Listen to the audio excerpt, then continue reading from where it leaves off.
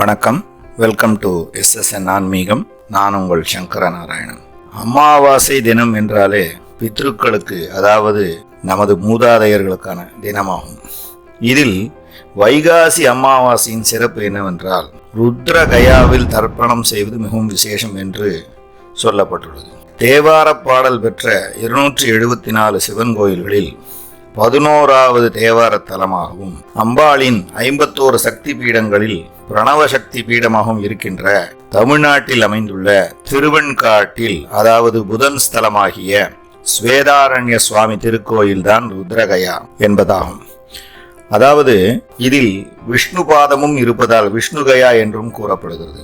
காசிக்கு சமமாக கருதப்படுகின்ற 6 தலங்களில் இந்த திருவெண்காடும் ஒன்றாகும். காசி கயாவில் தர்ப்பணம் செய்தால் 7 தலைமுறைகளின் சாபம் தீரும்.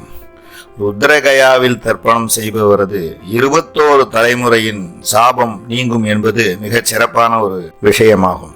சிவபெருமானின் 64 வடிவங்களில் அகோர மூர்த்தியாக இந்த தலத்தில் காட்சியளிக்கிறார். இது வேறு எங்கும் காண முடியாத ஒரு சிறப்பாகும்.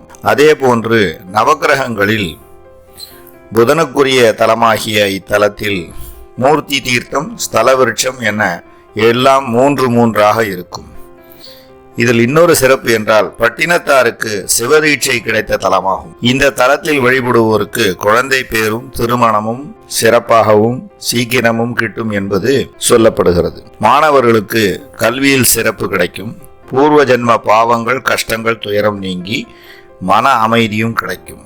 இவ்வளவு சிறப்பு பெற்ற ருத்ரகயாவில் நாமும் சென்று தர்ப்பணம் செய்து முன்னோர்களை வணங்கி வருவோம். சர்வே ஜனாக சுகினோ பவந்து.